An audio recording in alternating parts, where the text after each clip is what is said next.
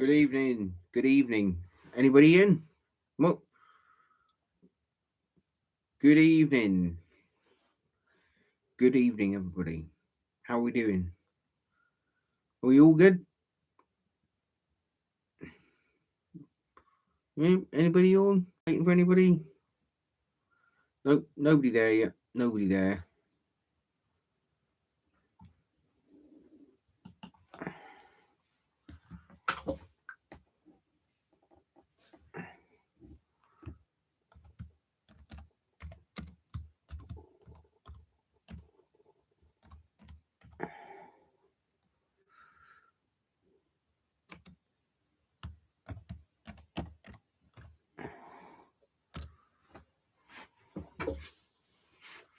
Good evening, folks. Is there anybody out there? Well, we shall do the usual. We'll give it 10 minutes and then we'll see what's what. I don't think anybody's out there yet, but yeah, well, we'll talk among ourselves.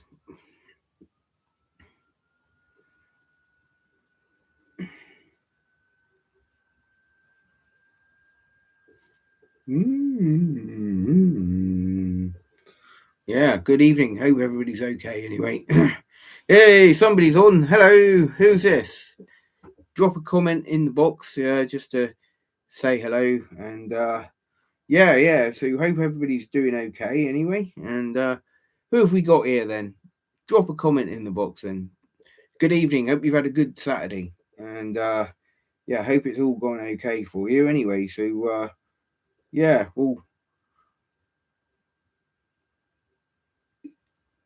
yeah, go on then. Tell us who you are. Drop a comment in the box. Just type a comment in there, and yeah, we'll see. We'll see who's around. Yeah, so right, difficult stuff. So I'm wondering who that is then. I'll type.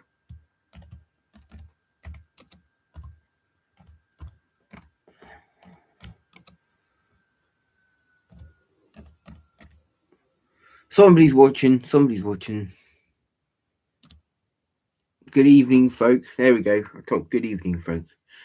Yeah, so it's just a bit of a catch up gab. Yeah, so wonder if anybody else is going to join.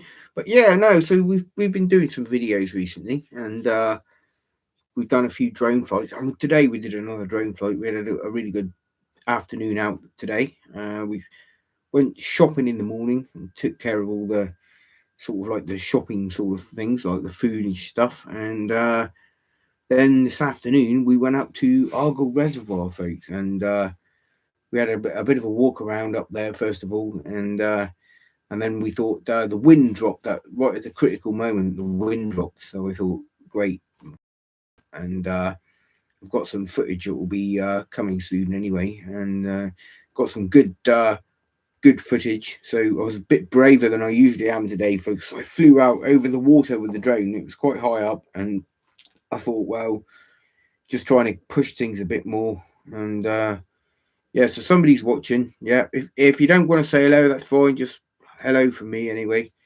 and yeah, so we pushed it a bit today, folks. We took the drone, you know, out quite far across the water, and yeah, it's just one of the phobias really. I've been only been flying a drone for a couple of years, and find it a very demanding. Sometimes I find it very, you know, puts me in a state of like panic. Well, not panic, but concern basically. And I'm always just worried about. I'm going to lose it. But for anyone who doesn't know DJI drones, they actually have a feature on them called Return to Home, which is handy. Now, providing you've got a GPS fix on your drone when you take off, usually you take off, and I always hover about 10 feet off the ground, wait for a few seconds, and normally on the controller it says home point updated. That's pretty important because it means the drone's got a GPS fix, and once the drone has got a GPS fix, then it knows its exact position where it took off from. Then if anything happens to the drone, or if it loses signal with the transmitter, then the drone will automatically return back to the point where it took off from, folks, which is quite handy. And it's a bit of a fail safe, really. And yeah, I fly the DJI Mini 2. I've got the DJI Mini 2, and it's a bit out of date. It's not exactly state of the art, but I got to be honest, it's a fantastic drone, and I've got it here. I'll get it in a minute. Yeah, so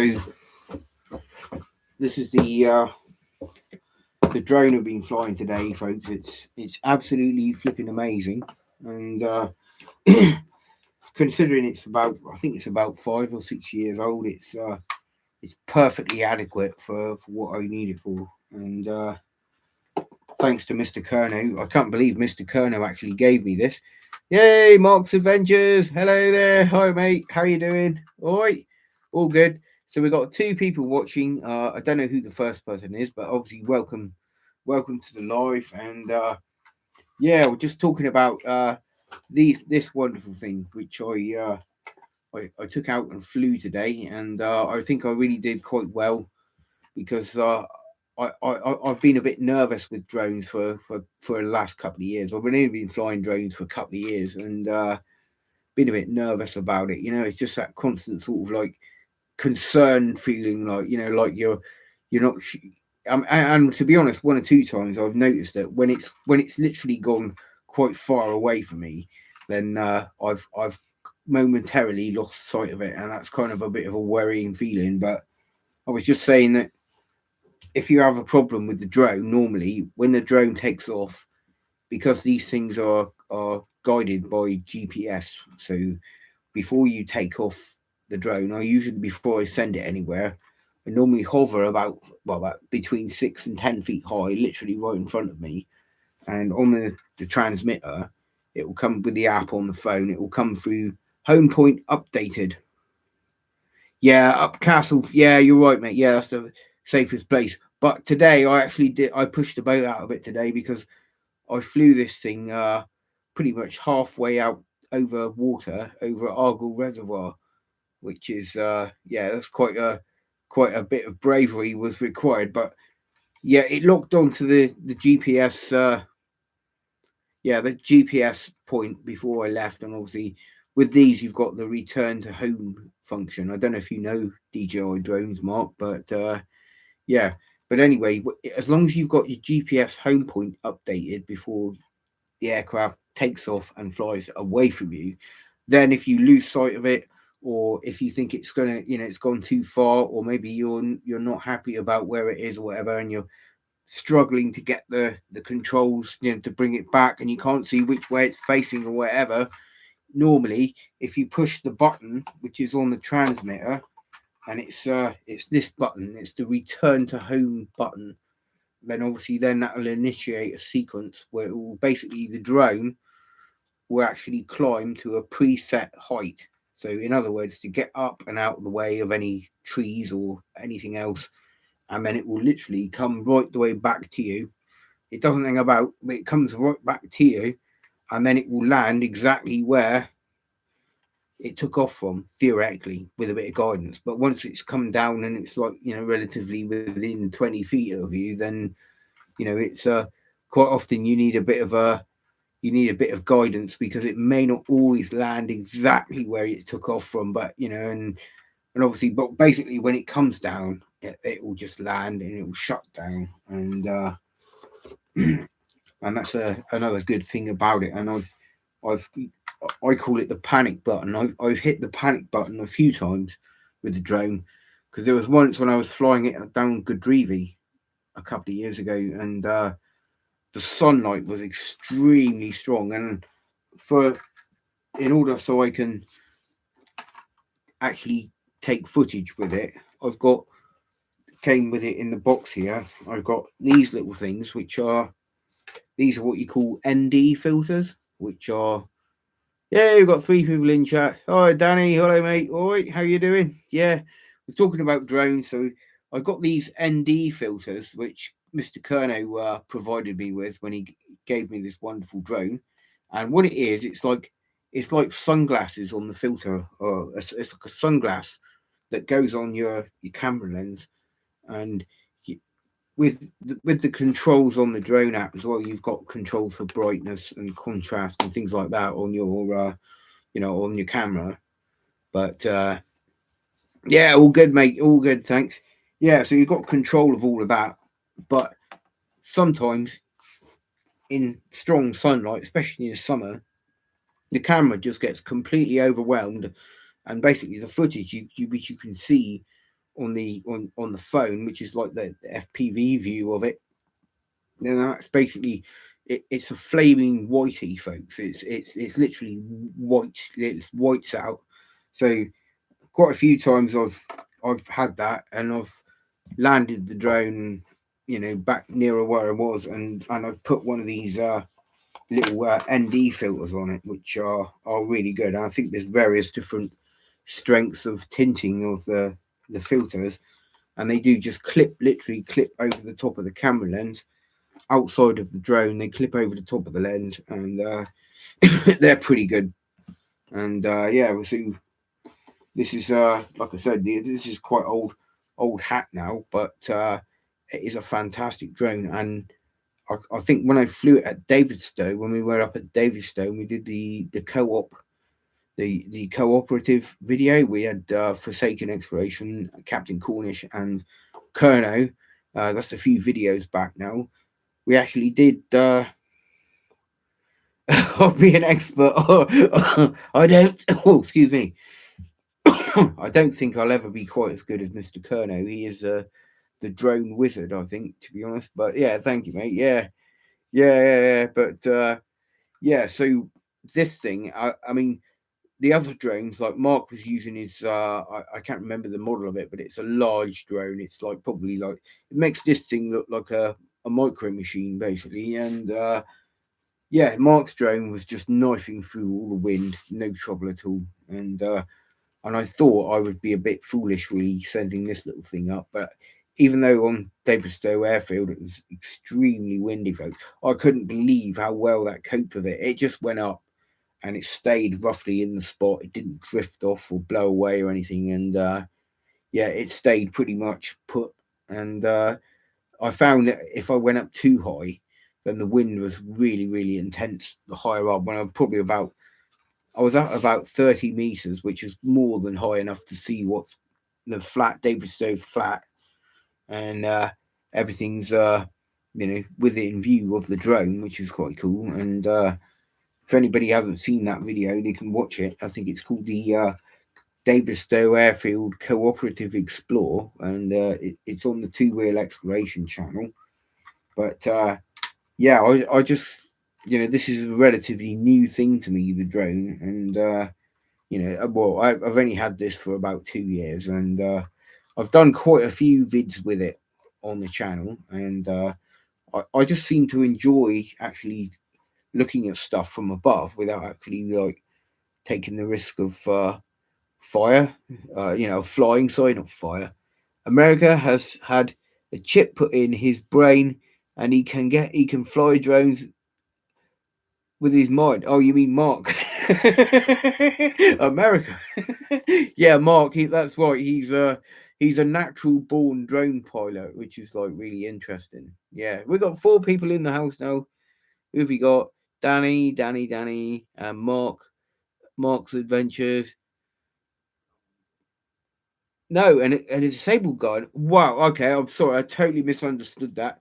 Yeah, I thought you were talking about Mr. Kerno there. But yeah, no, that is amazing, mate. I mean, the technology that is around now in it is scary. I mean, it really is. I mean, I come from the 1970s, the late 1970s, and I grew up in the 80s, which was like the age of the technological advancements. And like I can remember when Sony Walkmans were free, when they were not free, but when they first came out, Sony Walkmans, and one of the very first games consoles, and Atari 2600. That was one of my first games consoles, and I think the first computer. Yeah, Sony Walkmans. Yeah, yeah, I can remember when they were new, mate. Yeah, it was great, and I think think my dad actually got me one because my dad was in the navy, you see, and my dad used to go off abroad quite a lot, and I can't remember which country he got it from, but he brought me home a Sony Walkman. I could not believe it. That just melted my brain. That was just too much to take in. But yeah, blast from the past. Yeah, Sony Walkmans. Yeah, well, I can remember them when they were, and they were good as well. Because one thing I remember about Sony Walkmans is the cheap ones. Then the cheap ones, they would play tapes, right? But if you had it on your belt, and you were running, you say you were jogging or whatever, then if you went over the bumps, that would disrupt the playing of the tape. So you would hear all your music would be distorted as you were bouncing along and things like that. And then the Sony Walkmans, the genuine ones, they had something called an anti-rolling device, which was basically on the cassette head that actually touches the cassette tape. It was some kind of little like spring damper system that meant that you could actually get your Sony Walkman and you could shake it in your hand in front of you like a bottle of Coke, and it would not interrupt your music at all. It wouldn't. Yeah, Marty in the future. Yeah, definitely. Yeah, Marty in Back to the Future. Yeah, that was an awesome film. That was. I mean, that was. No word of a lie. That was 1985. Yeah, that was pretty awesome. Hey, Kerno's here. Kerno's here. Yeah, we're just talking about stuff, but we're talking about old times and Sony Walkmans. And did you have a Sony Walkman, Kerno? Did you have one when they came out? I bet you can, mate. I don't know because Kerno's a couple of years older than me. Yeah, so Mark's Adventures is here. And yeah, so we got 5 people. Wow, 5 people. And Danny, hope you're still here, Danny. Hope you're okay, mate. And yeah, that yeah, they're talking about that disabled guy in America. Somebody on here has just mentioned it that he's got a chip in his head that allows him to fly a drone, and I just think that is just flipping amazing. That is the technology is you know and all we had was Sony Walkmans and Ghostbusters. Ghostbusters was awesome. Yeah. So Sony Walkman. Yeah. I've changed my channel name in case. Yeah, I thought it was you, Mark. Yeah, formerly Ghost Adventures. Yeah, no, that's cool, mate. No problem at all. Yeah, I kind of knew who you were from the beginning. Ghostbusters. Yeah, was it that I loved that the characters and the original Ghostbusters were fab, weren't they? Yeah, yeah. So yeah, was it that? Always remember that that girl. It was the secretary for the Ghostbusters. She was bored, wasn't she? She was like probably not getting paid. She was like, Ghostbusters, what do you want? Full of enthusiasm and yeah, it was great. Yeah, I always remember the little thing they had with it was like the Egon had it, and it was the little like scanner. Of course, when something was paranormally active, the little things on the end would come up like that, and all the lights would flash on it. And yeah, it was who's going to call? I just a vid go 500,000 views. I just so you just did a vid that went 500,000 views. Wow, that is amazing, phone mate. What was your video? Yeah, that's pretty awesome, isn't it? That's incredible. Who's going to call? Who's going to call? Who you gonna call? Ghostbusters. Yeah, who's going to call? Was that what you meant, Mark, or was it something else? I'm not sure, mate. Yeah. So 5 people in the house. Yeah, and who's going to? Yeah, who's going to call Ghostbusters? Yeah, so, cool. Yeah, well, but the 1980s was a pretty. Remember it growing up. It's a vid of Colonel XP drilling holes in public toilets. Oh, you bad man. Mr. BS Mini Adventures. Mr. B's Mini Adventures. Oh yeah, Sony Walkman's got my uncle's old one. Oh, fantastic. Yeah. I mean, I don't think I own a Sony Walkman anymore, or I know I had one, and I had some of the cheaper alternatives as well, and they just never lasted. So yeah, Uncle All, yeah. I was trying to do the Ghostbusters thing. Yeah, yeah, Ghostbusters, yeah. So, hey, babe. Drilling holes in public toilets. You bad man, Colonel. Mr. B's mini adventures. Fantastic. Hope you're okay. Yeah, I hope you're good. Yeah, yeah, that is naughty for just suggesting that, mate. That's Mark. That is naughty. I'm sure Mr. Colonel would never do such things. Yeah, you're funny. Yeah, so yeah, so what I was talking about the 80s and stuff when growing up, and it was probably yeah, we'll keep it clean, definitely, mate. Yeah, yeah, no worries. We keep the 1980s, folks. It was a fabulous time, and it was just like everything was just revolutionising, and products and things. One week, and the next week they were out of date, and uh, but it was a different time to what we're in now, you know, and yeah, completely different, and the world was a lot safer, basically, and which is unfortunately something that we don't have today, you know. It's a dodgy old world at the moment, and there's lots of stuff going on, and yeah, not all of it is good by a long shot, is it? But we just have to be grateful.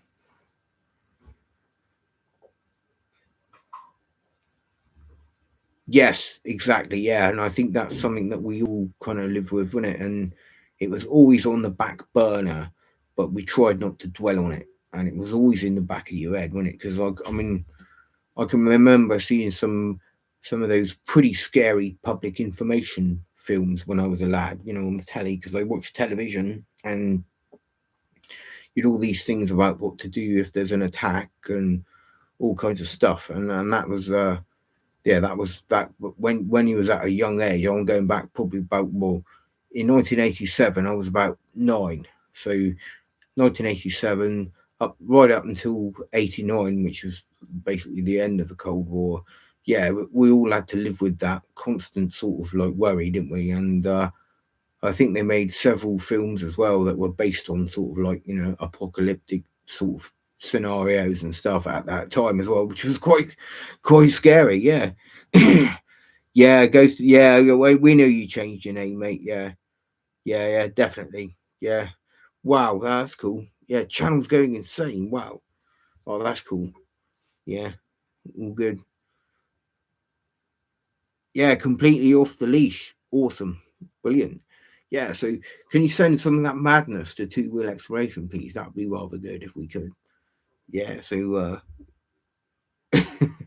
so we're down, we've got 4 people now. So who's here then? We got just checking, make sure I haven't missed anyone out. Mark's Adventures, Colonel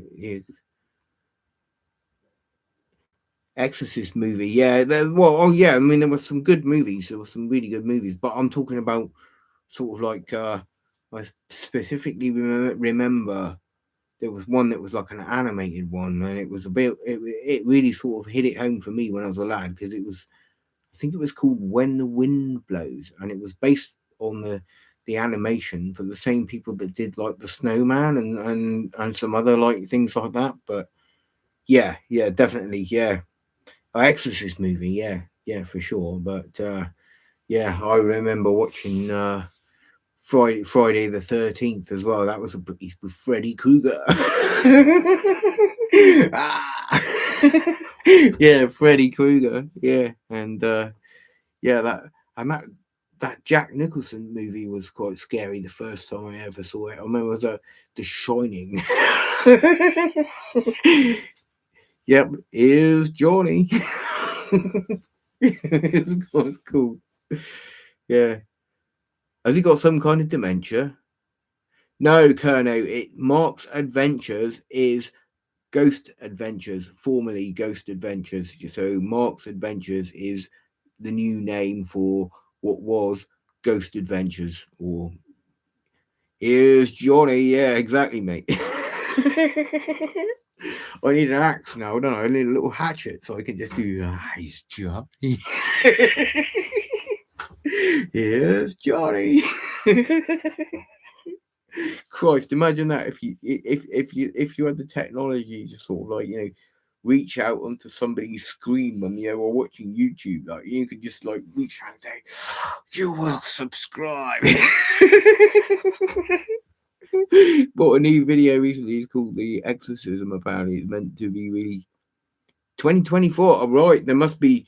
It's got, not The Exorcist, The Exorcism. Yeah, Mark Colonel EXP on Facebook message. Oh yeah. So I don't know if Mark's got the gist of it or not, but I will say it again. Yeah. No, I think you know who you're talking to now, don't you, Mark? Yeah. Yeah. So it's all good. I mean, Kerno and Mark. Yeah. But yeah. So yeah, all this technology was like massively coming out in the 80s, and it was just a massive sort of race, and there were so many different game systems all coming out. And towards like the late 80s, it was like the Nintendos and all that sort of stuff, and then yeah, it was just nuts, gadgets and all kinds of things as well. And of course, Maxwell House coffee was just, well, it was everywhere.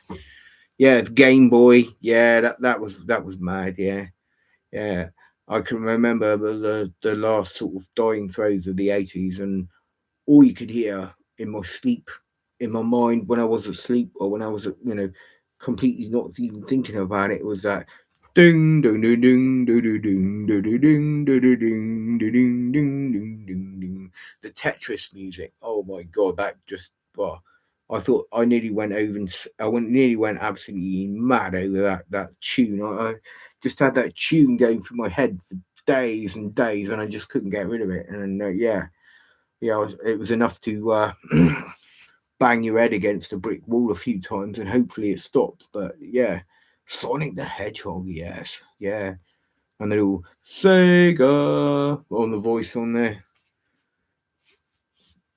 Yeah, game consoles, mate. Yeah, I bet he does. Yeah. Dave, I think Dave collects quite a lot of stuff, doesn't he?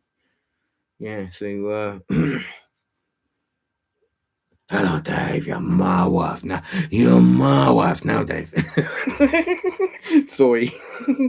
No, on a more serious note, then, yeah, well, the 90s was coming along, but we got to remember that the weird thing about it was, well, I mean, the 80s now, no, like now, everybody's got these things. Everybody's got mobile phones now. And in the 80s, that was, well, a mobile phone was about the size of a shoebox, and you'd usually find it in a car. It would be in somebody's car. So I'm in Houston.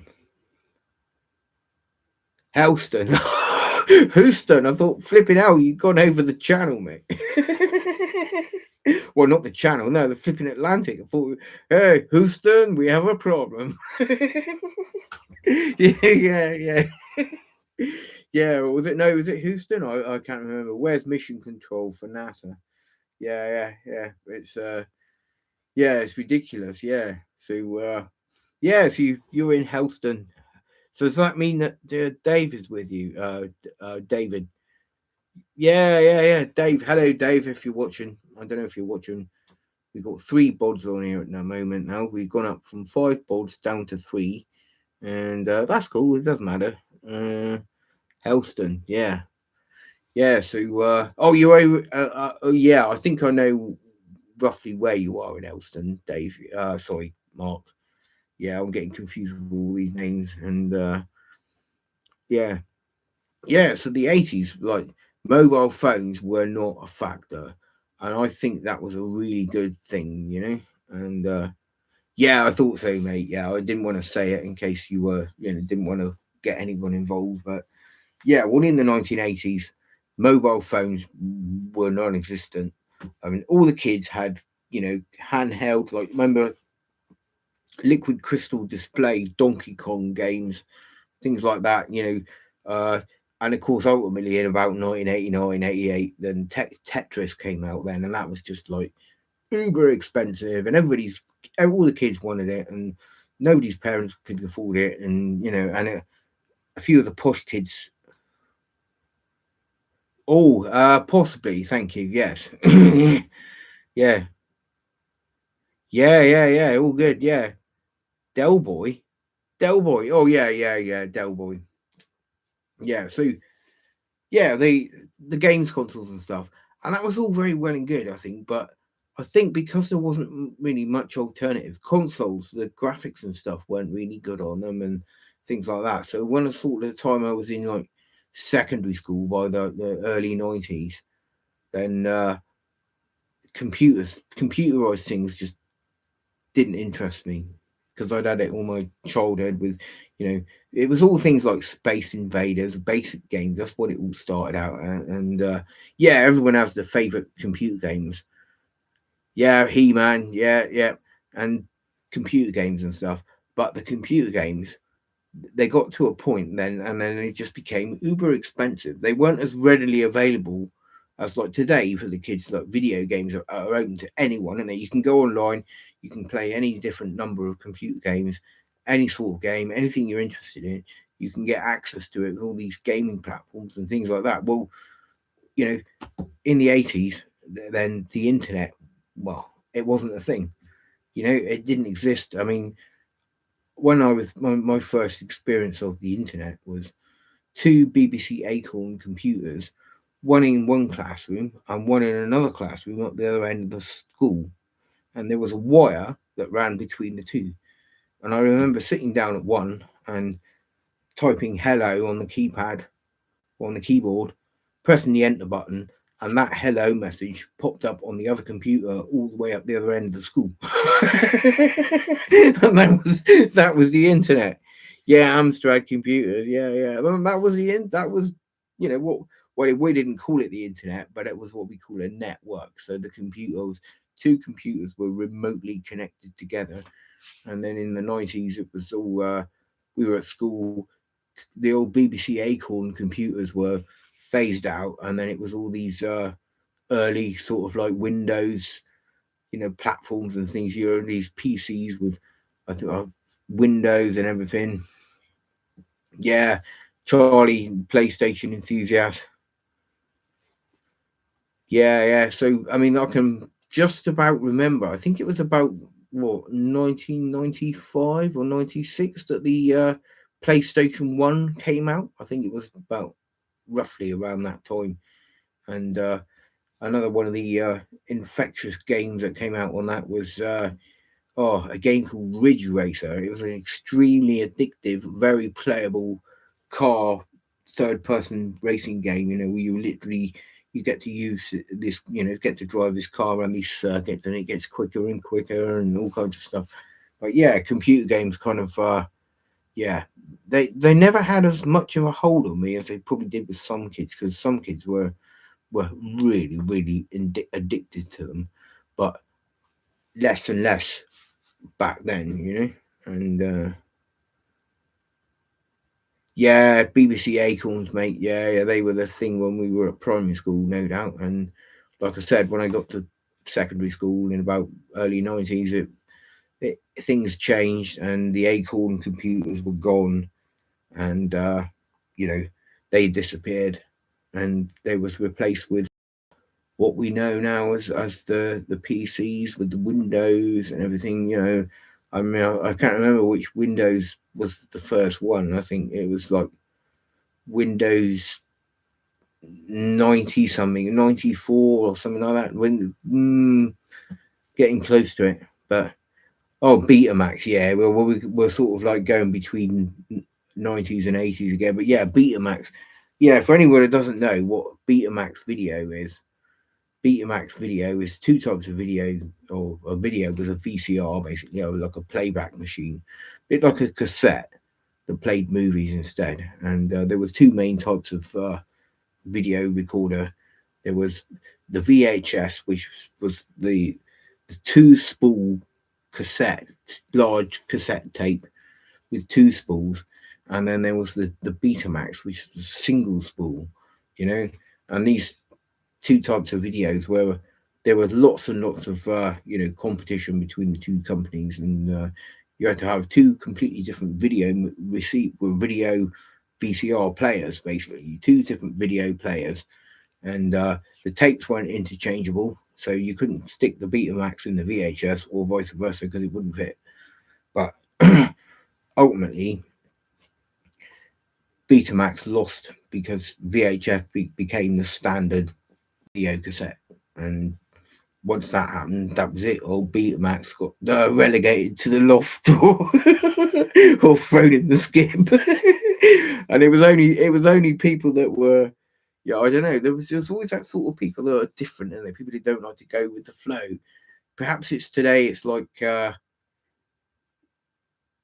the older version of the tapes were a bit smaller. Yeah, yeah, the older versions of the tape. Yeah, I don't know. I'm not quite sure what you mean there, but I know VHS cassettes were literally, yeah, they were large, chunky bits of kit, and the Betamax ended up going in the bin anyway. That was, but it's like today. It's like you've got people that love Apple stuff, and then you got people that like Android and all the rest of it.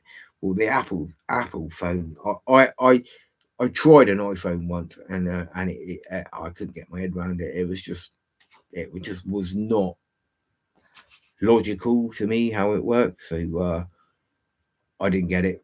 I stuck with Android, and yeah, the older versions. Yeah.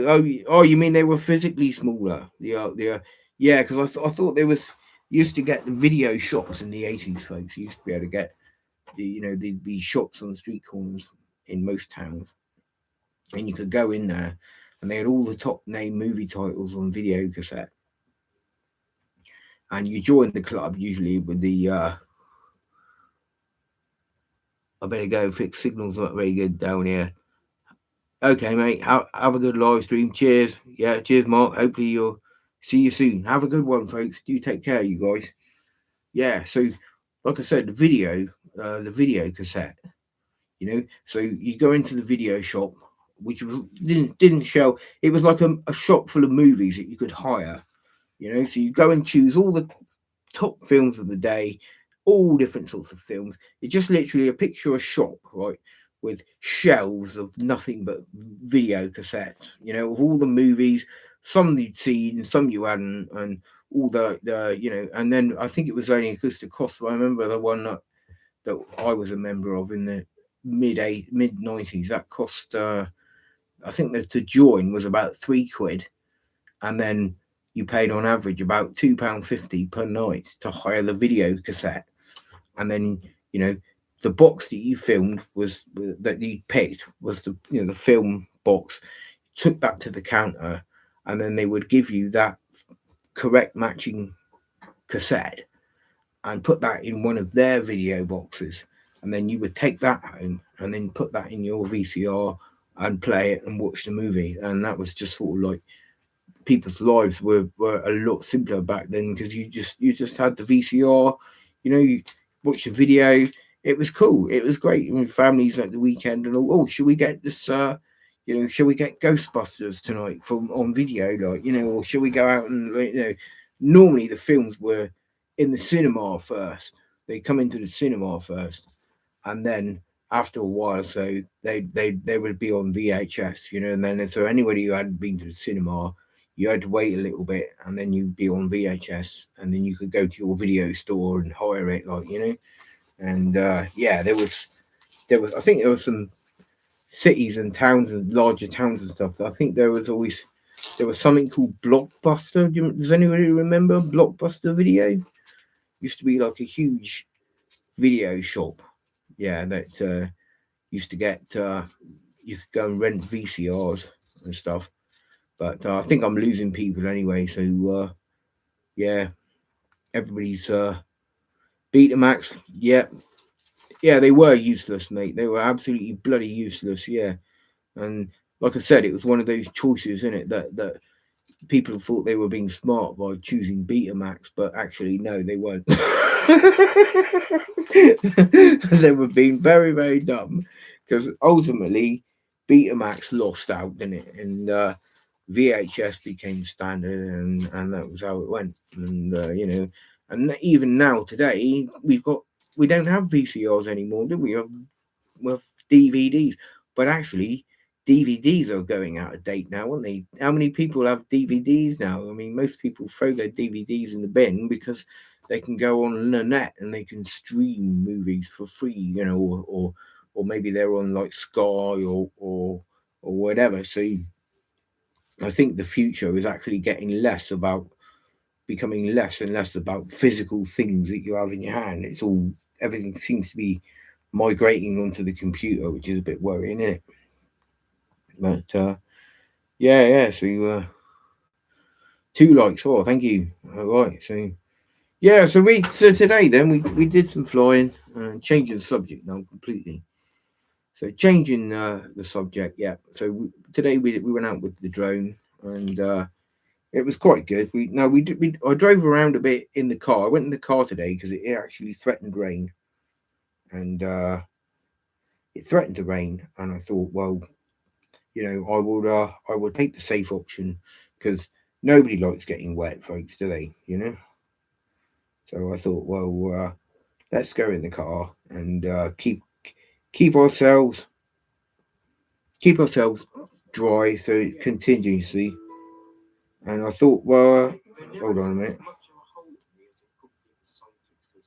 Yeah, well, like I said, went up to the reservoir and had a walk around, and I was in two minds about flying the drone or not, and I decided I thought I'd risk it, but actually. For that little half an hour period I was flying the drone, the wind dropped and the sun came out. That was just nuts, in it? And I think that's what gave me the extra confidence to go and you know fly out over the water quite far, and something I wouldn't normally do. And you've seen some of the other videos I've done. They're mostly about you know hovering up high and not doing much at all. So just kind of sitting still, just taking the safe sort of option. But I'm starting to get a bit braver with the drone, which is great, folks. And yeah, so yeah, well, recently as well, we've now last weekend we actually did a lot of of riding out on the road, folks, on the bikes, which was great, and I really enjoyed last weekend because I had some friends that were over at the one of the campsites at Newquay because it's every year that particular group of friends they have a rally over at Newquay, a camping rally with motorbikes and stuff. And although I couldn't camp with them, well, for personal reasons, I wasn't able to camp with them. On the Saturday night, I did actually go over there and join them for a barbecue in the evening, which was great. So my mates, Vinny, Fran, and Bob, and other mates, that was really good. And I filmed that late night trip back home from Newquay on the bike, which was quite good actually because the sun was setting in the sky. It was it was actually quite I didn't know how it would turn out, but I'm glad that the video captured some of it. Some of the glow of the sun, like the sunset. And yeah, and then we went off to Tregoniggy Woods as well. That was great. That was a couple of days ago. And Tregoniggy Woods was somewhere I've not been for donkey's years, folks. Absolute donkey's years. Yeah, so I've not been up there for since the 90s, and when I always remember it up there, it was rather unpleasant. Really, it was just crappy woodland. It was just litter and rubbish everywhere, and deep pools of mud and sludge, and everybody's kids would have been out there tying ropes to the trees and stuff, the swings, and yeah, it was just it wasn't much good at all, really. But when I went up there a couple of days ago, it was amazing. The whole area has changed. You've got this beautiful grassy area with the carving, there's tree trunks that are carved, and you've got the brilliant area down the bottom with like a park, like an enclosed park, and beautiful plants and trees and shrubs everywhere, and yeah, what a little bridge. There's a little stream runs down through the valley, and it's just brilliant. Yeah, it was just such a lovely place, and the dogs loved it. So I went there as well, and I thought while I was there, I would just film a bit of it. And yeah, so has anybody got any questions? Anybody got any questions? No, no. We'll have a catch up. So we got 4 bods still watching us. So thank you very much. So yeah, yeah. Wonder if we got anybody anybody else on here this evening. But no, I'm very grateful to everyone that's jumped on. Anyway, thanks. It was just a bit of an impromptu live. I thought I'd go live tonight just because it's Saturday night and you know thought we'd just do it. But yeah, and then we did the drone flight earlier in the week as well. Last week it was yeah, there was this cruise ship out in the bay here in Falmouth, and I thought that was pretty cool. And I was just watching the boats coming off of it and stuff, and it was bringing passengers ashore and things.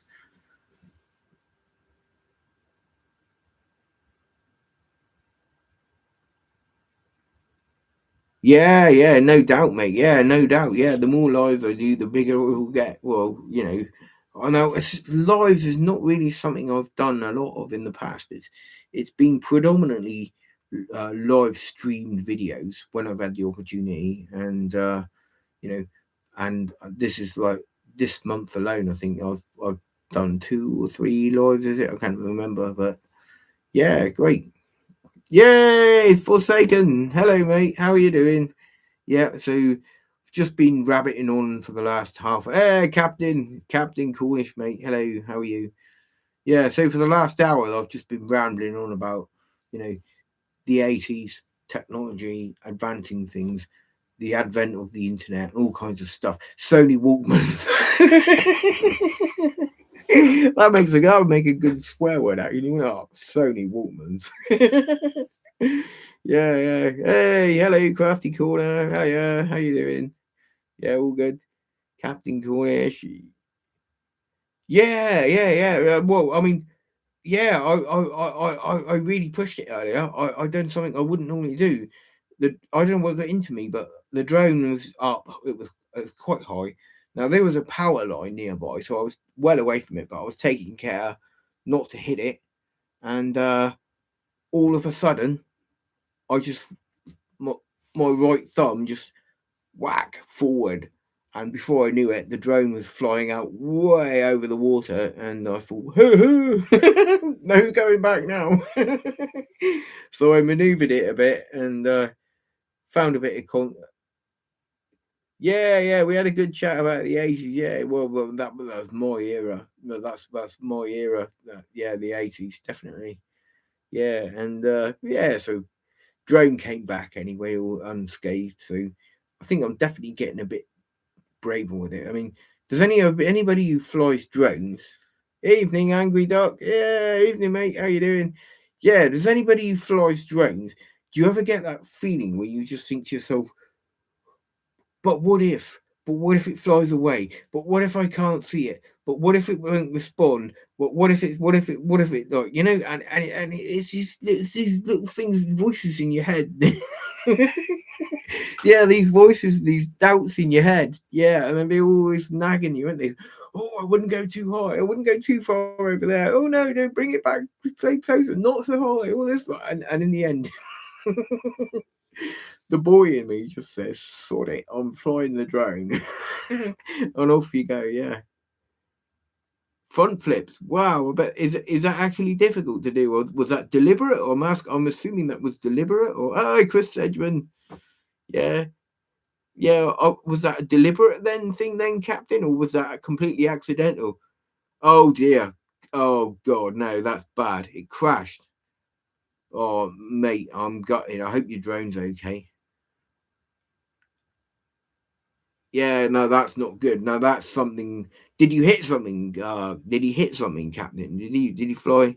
Oh, it's still okay. Well, that's good. Yeah, that's good because these things are kind of expensive, aren't they?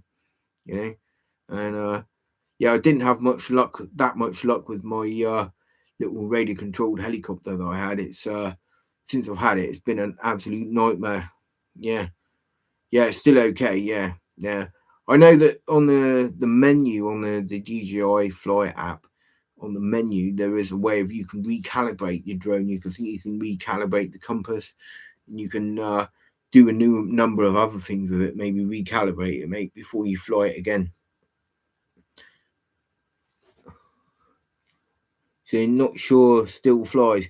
Yeah, I would do all the calibrations on it, mate. The gimbal and all the all the bits and pieces. Since new update, yeah. Well, yeah. So I'm guessing because anyone who uses the DJI Fly app, then it constantly updates all the bits in time. And there I am waiting to take the drone off and fly it around, and then all of a sudden, well, update. Oh, yeah. So you have to wait for the flipping update to download, and then you have to wait for it to initialize before you can fly. And you just think, oh, I just want to get off. I just want to get off the ground. What kind of content do I make? Yeah, well, we're two wheel. Well, I am two wheel exploration, and we're interested in history. We're interested in military history. We're interested in industrial history. We're interested in all kinds of exploring regarding uh, railways, military stuff, all kinds of things. Yeah. So and one of the things we love doing it, we never go far without a kettle and a stove, folks, because it's important stuff. Hey, Blue, yeah, yeah. Just seen your live pop up in my feed while I'm getting ready for work. Oh, hello. Oh, from London. Wow, hello. All right, welcome, Blue Vade. Blue Vlade. Sorry, I've said it wrong. Yeah. Oh, yeah, how you doing? Yeah, so, well, it's Saturday night, isn't it, folks? Yeah, it's Saturday night. It's Saturday nights are all about talking bollocks, aren't they? Basically, yeah. So, but yeah, all crafty corner. Wow, 9 people. Holy diddlies, 9 people. 9 people in the chat. That's just absolutely mental. Yeah, yeah. Where are you from? We're down in Cornwall, Blue Vade. We're all the way down in Cornwall. Yeah, we're about 20 miles from Land's End. Can you believe that? Yeah. So yeah, Blue. Okay, we'll call you Blue. Yeah, that's fine. Yeah. Yeah, so 20 miles from Land's End, roughly. Well, it's 10 miles to Helston. Well, no, I've got that wrong. I mucked it up. No, we're 30 miles. 30. So we got 10 miles to Helston from Falmouth, and then roughly from Falmouth to Penzance is 10 miles. So that's 20 miles, and then 10 miles from Helston, well, from Penzance to Land's End. Yeah. Yeah, Chris, you're in Portreath, mate. Yeah, I wasn't sure where you were, buddy. Yeah. No. We are southwest England. Have you ever heard of the Lizard Point? Well, the Lizard Point is Britain's most southerly point. So if you look at the map of England and you look at that great big pointy out bit right at the bottom, we're down there in the southern extremities. Yeah. Well, that's where we are. We're we're rural down here. We're very rural. Yeah, but it is good.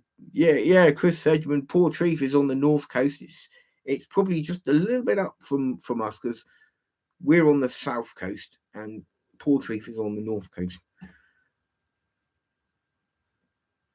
Yes, there's lots of nice nature and there's lots of there's lots of history as well because Cornwall was massive for mining back in like the 1800s and right up until sort of like World War II times and just after. Mining was the major. No, we're in the South Cornwall, mate. We're like I said, we're 30 miles away from Land's End. Land's End is pretty much down on the pointy bit, mate. Yeah. So oh yeah, nice meeting you. Yeah, nice one. Okay, thanks, Blue. Yeah, that's great. Yeah, so I forget what I was talking about now. Yeah, I just totally lost. Totally. Yeah. Forsaken, you're in North Cornwall. Yeah. Oh, got you. Yeah, so you're in North Cornwall. Yeah, I'm sorry. Yeah. Oh, don't worry about it, Blue. That's cool. Yeah, it's not easy. It's not difficult to distract me. I like what all my school reports said. Well, it could do better. Yeah, don't worry about it. Yeah, it's all good. Yeah, but no. Oh, oh, am I? Wow. Well, okay. Thank you very much. Yeah, I know I'm definitely not right. I know I'm not.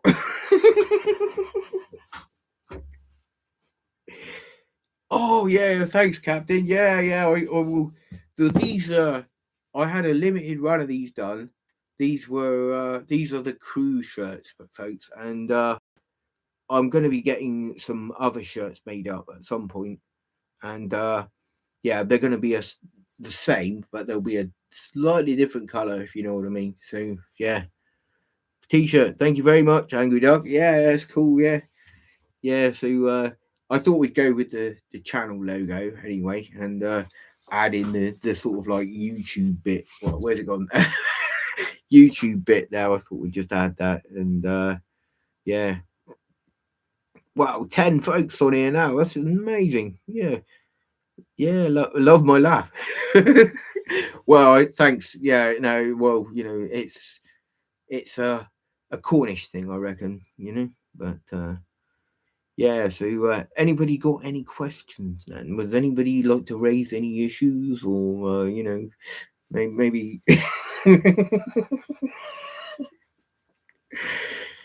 Yeah, yeah, yeah. So, how's Captain Cornish and Forsaken been doing recently? Then, have you been all right? Oh, thank you. Yeah, smash the like button. Thanks, folks. I won't smash my own like button, but no, no, but yeah, no. Feel free if you want to. Yeah. So, have you been up to anything recently then, Forsaken? Have you been with Captain doing anything fun or no? Yeah. Now this week, I've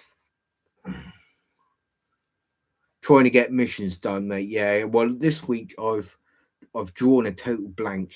To be honest with you, you know. Oh, right. It's got to be Falmouth has got to be a destination because we're right by the harbour. We're right by the sea. There's a yacht harbour here. There's the docks and there's a castle. It's absolutely brilliant. And I'm very lucky because I grew up here. But yeah, it's great. And St Ives, you've got that's on the north coast. There's just so many nice places in Cornwall, really. And yeah, we do have warm summers. Sometimes blue, sometimes they do. But one thing about coming to Cornwall in the summer is you want to make sure that you don't forget your raincoat because I mean it rains all winter, and some summers, like last summer, was actually quite a nice summer. But I think it was the one before that. It was just a total mixed bag, and it was wet more days than dry, if you know what I mean. But yeah, we do have it here because we're nice and far south as well, and you'll be pleased to know there's tons of beaches you can go and swim in the sea, and you know there's just all as the Emmets describe it as quaint little places, and yeah, but it is very pretty. Yeah, you could always come down here, and I'm sure you would love it. Yeah, but pasties, ice cream, and yeah, it's pretty good. Yeah, it is. Yeah, yeah, it's beautiful, and I mean, it'd be a car in the sea sessions. Yeah, that's true, isn't it? Yeah, every year that happens is somebody. There are certain beaches where you can actually drive your car onto the beach. No, that's a questionable notion to say the least, because that's like saying to a child, yeah, now you can sail your model boat in the pond, but there's no guarantee that you won't lose it. Because basically, people park their cars on beaches, perhaps maybe not where they should park them on the beaches, but then every so often somebody gets caught out because basically what happens is the tide comes in or the vehicle gets stuck in the sand, and the tide comes in, and the tide advances, and the water level rises, and then guess what? The car floats away.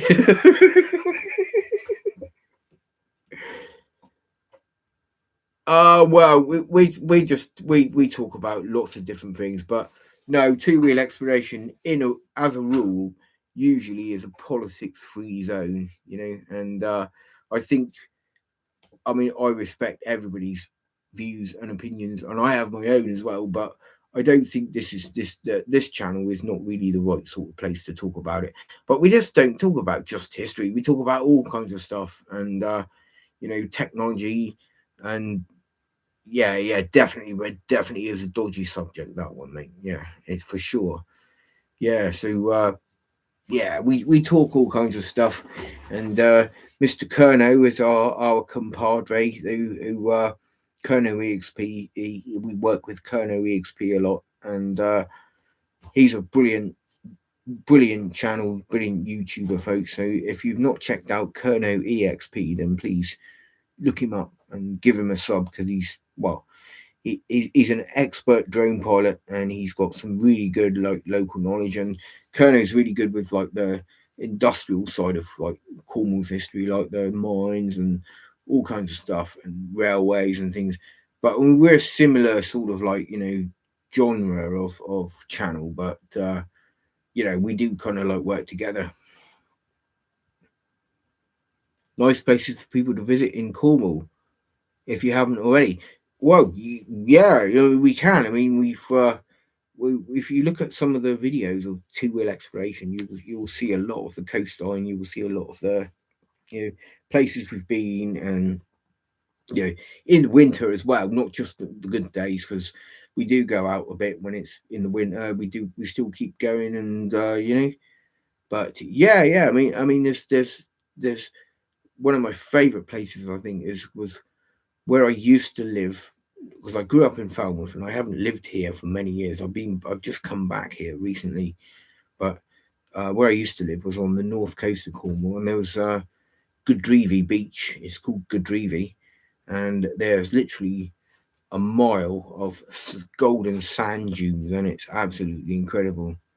And and the dunes at Goodrevy is my dog loves it, and you know, in the height of summer, it's just wow. It's like being on it's like being in the Alps, but completely the opposite, because it's like everything's covered in sand. You've got the grasses growing out of the sand and everything, and then you know you've just got literally a sea of sand all around you, and then glorious flat beach. Yeah, Goodrevy is brilliant, mate. Yeah, it's one of my favourite places to go, and and golden sand. A mile long beach full of like smooth golden sand, and yeah, it's pretty good. But we've done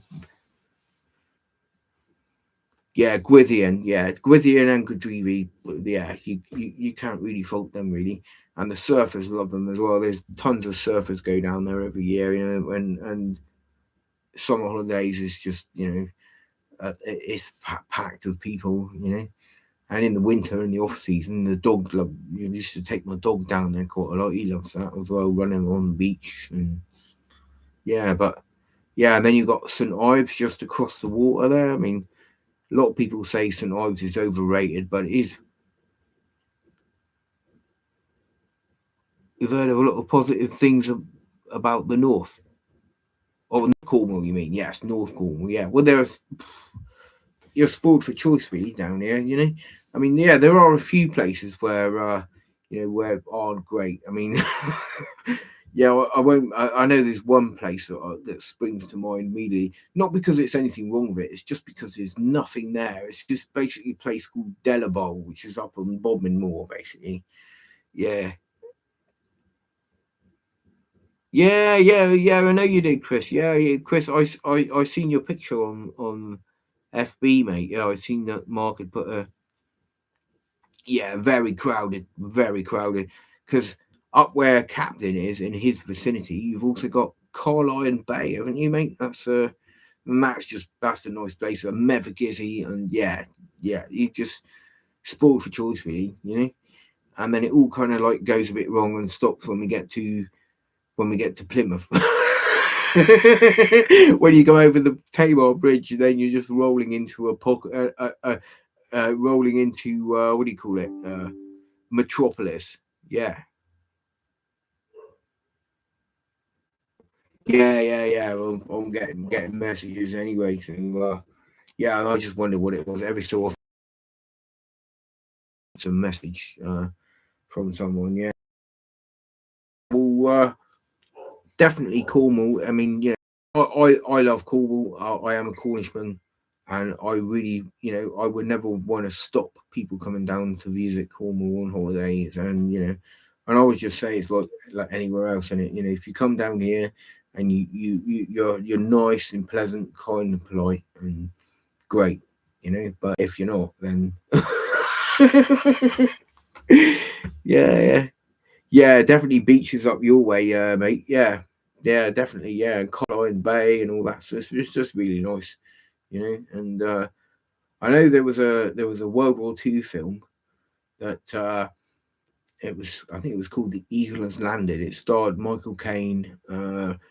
Believe it was Robert Duvall. He was in it as well, and several other famous people. Anyway, it was a well-known war film, and part of that was filmed on Charlestown Bay in Cornwall. And it was it's like a little harbour down there, and yeah, there's one bit where an Irishman goes into the pub and he gets thrown out of the window.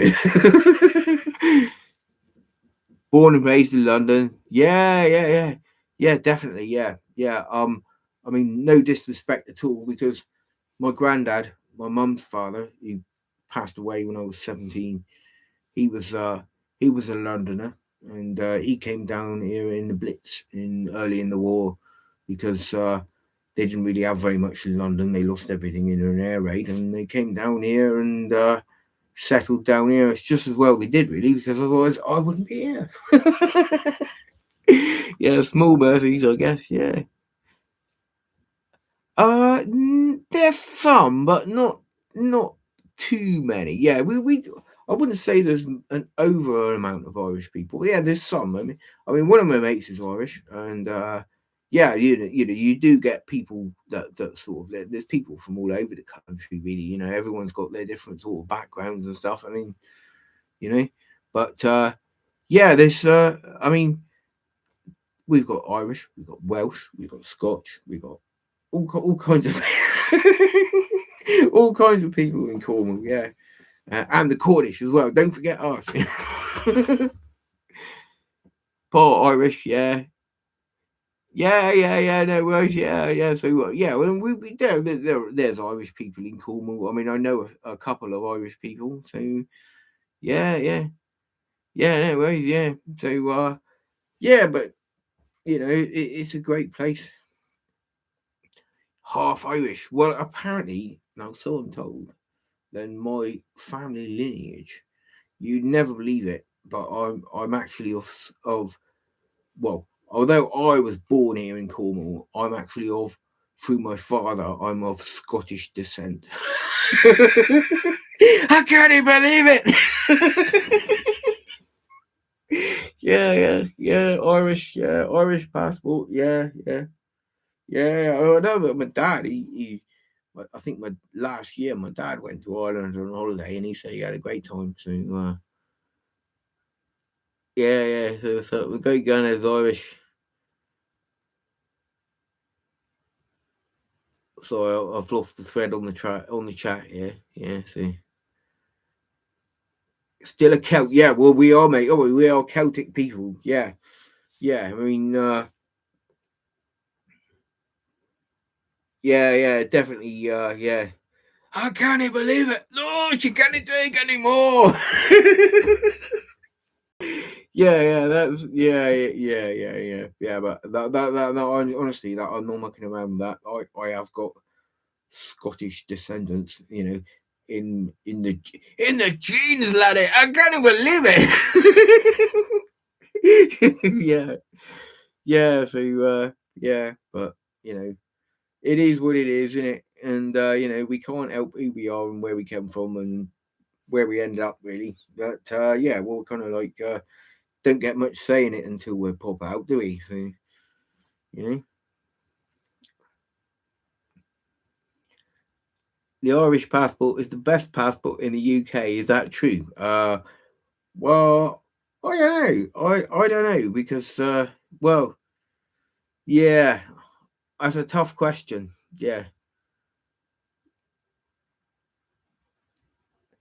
yeah. So well, I mean, yeah, I mean, it all depends, doesn't it? Really, but me, believe it or not, I don't hold a passport because I've never left the country. No, I've never left. I'm going to soon though. I'm going on my holidays. One of these days, I'm going on my holidays. Oh, I've been all over the place in England, but no, that's not quite true. Because when I was in secondary school, I did actually go on a school trip to Germany, and that was in about what 1988, 1988, 89, and I think I went again in about 1991 as well, which is what weird, yeah. Where would I want to go abroad? Well, actually, I've already been to Germany, and I actually really liked Germany. It was a really nice country, and yeah, well, I mean, I'm sure it's probably still as good now as it was then. And one of my mates lives in Germany as well, which is quite interesting. And the thing I liked about Germany was when you go out there on the streets and in towns and stuff, there's no litter, there's no mess, there's no graffiti. You rarely get any of it, and the Germans are so uber efficient and so like on top of everything, and it's and German people are very polite because most of the time nearly all of them speak English because they learn it at school, which is you know really interesting. Yeah, they are strict. Yeah, definitely. Yeah, no, they are. But they're organized. I mean, they've got their shit together, haven't they? Yeah, I'd love to go to Germany. Yeah, I'd love to go back there again. Yeah, big four. Oh, Mike, is it the big 4-0 this year? Holy doly! Yeah, yeah. I'd like to go to Germany, and some of the things in I mean, although I don't remember it, not sure yet. No, crafty. The big 4-0 this year, Mike. Not sure yet. Yeah, so oh well. Well, maybe we'll know soon enough, won't we? So, but I'm sure that's up to Mike. You can't force him to divulge such information. That's his stuff. You might be the youngest one here. I love hearing you. Oh, sorry, I'll move my mouse up the way a minute. Love hearing our experience. Well, okay, yeah. Oh, thank you. Yeah. So strict over there. Modifications are frowned on. Car laws. Yeah, angry duck. Yeah. It's getting like that. But then again, I thought didn't the Germans invent DTM, the German touring car racing, wasn't it? And didn't they have a lot of like tuning companies as well? Like I think there was one Ermischer, was it with Vauxhall, and I think it was yeah. What's the Mercedes one called? Oh, forget the name of the tune up. Yeah, it was Ermischer with Vauxhall. You had AMG, Mercedes AMG, yeah, and Audi do the RS, don't they? The RS6 and yeah, and the like, and BMW have the M Sport. Brabus, that's right, yeah, Brabus, yeah, and yeah, that's right, yeah, it was Mercedes did AMG, yeah, and well, AMG is like the tuning company that work for Mercedes, and they take like standard Mercedes cars, disassemble the engines and turn them into absolute horsepower tire shredding beasts. Yeah. Well, I mean, I think it's like AMG are to Mercedes what Cosworth were to Ford, basically. And Cosworth are, I think they're still going, and I think they still have something to do with Formula One, is it, or something like that? But engines and stuff and tuning and tweaking.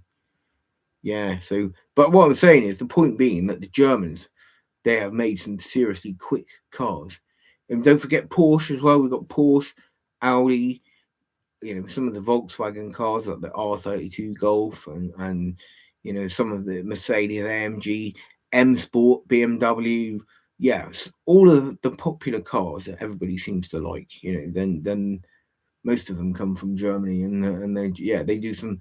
So I'm not quite sure about the strict thing with car modifications, because I think Porsche's nice cars, yeah, and only thing is, I think with Porsches, I think they need to come up with a new name, don't they, for the 911, because the 911 name has just been beaten to death, isn't it, over the years.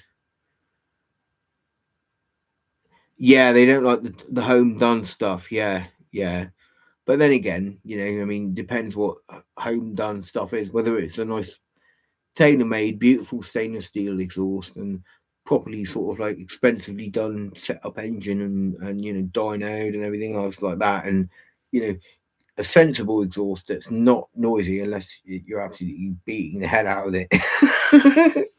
Yeah, that sort of thing. Yeah, but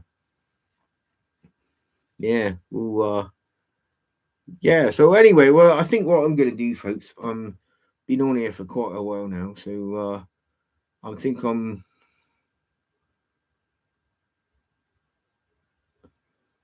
Yes, the deal is everybody in Europe laughs at us basically because we pay considerably more for everything in England, in Britain, and I'm told that you can buy a brand new BMW or an Audi or any one of them for considerably less money if you buy it in Germany than you can buy it in this country. Yes, yeah, yeah. Well, I mean, yeah. Well, what it is it's popularity, isn't it? I mean, the Germans know that for many years in this country, all their cars, their brands of cars, have all been extremely popular, and it sells, doesn't it? And it's the dealers in this country that buy the cars. Germany sends the cars to Britain, and they are purposely made for right-hand drive, because I think in Germany they actually have cars with the steering wheel on the left.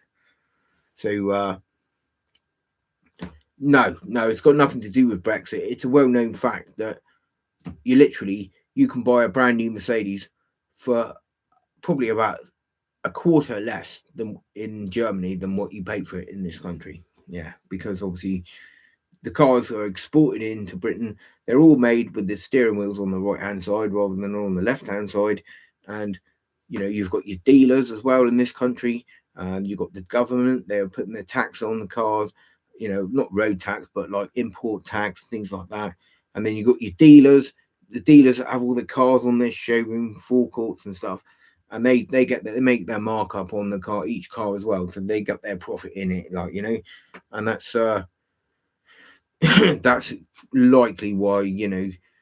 I mean, I think there is a way you can actually go to Germany, to Stuttgart, where all these things are made, like the Mercedes and BMW and things, and I think you can actually buy a car which is like tailored to your sort of like specifications. So in other words, you ask them what trim, color, whatever, the makeup wheels you want on the car, and they will make it for you, and you can actually go to Stuttgart and collect it. That's what I believe, because I did hear of somebody doing that several years ago. Well, not well. We have Jaguar Land Rover now, isn't it? Because Jaguar and Land Rover, and we have Rolls Royce, but then I'm not sure if that's British anymore or not. I'm not sure. I don't know who owns it. We have other cars that are made in this country, but not necessarily British. I know Fords were being made here, but I'm not sure if they are now. And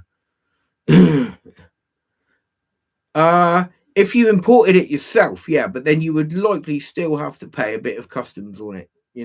But yeah, if it was,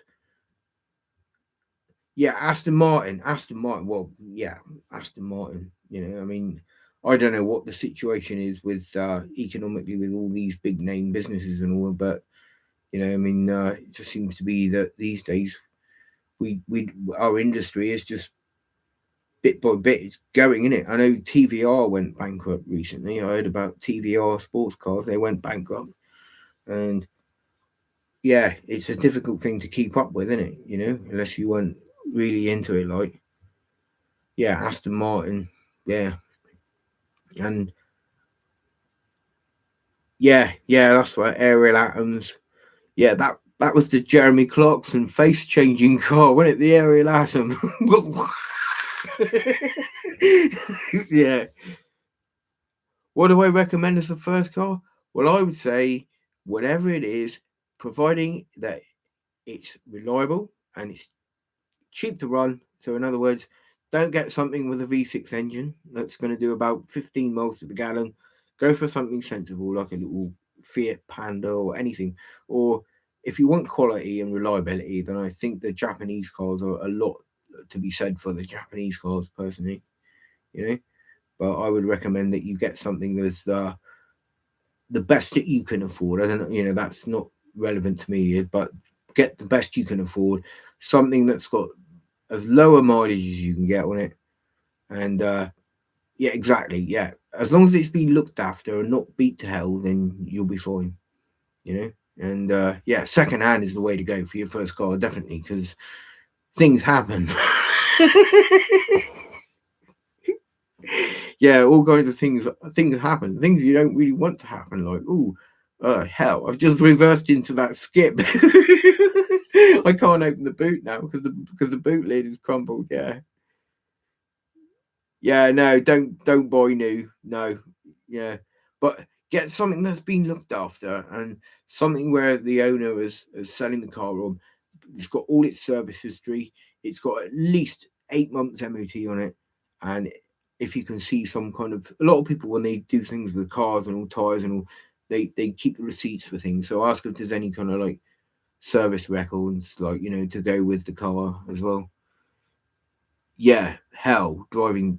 Yeah, so I've heard. Now, I did take my test a very long time ago. Actually, it was quite a long time ago, and yeah. So yeah, best luck with you. Best of luck to getting your first car anyway, and take your time. Best thing to do. Take your time. Don't rush into anything. Yeah. So, oh well. Anyway, folks, I think I've running out of things to say. Yeah, but yeah. So well, I'll tell you what, folks. I think I'm going to call it. I'm going to say, wish you all a very good night, and thank you all for coming on and joining the live stream. And I hope you all have a fab rest of your weekend. Yeah, take care, folks. Cheers, everybody. Bye. Bye. Good night. Good night. God bless. Good night.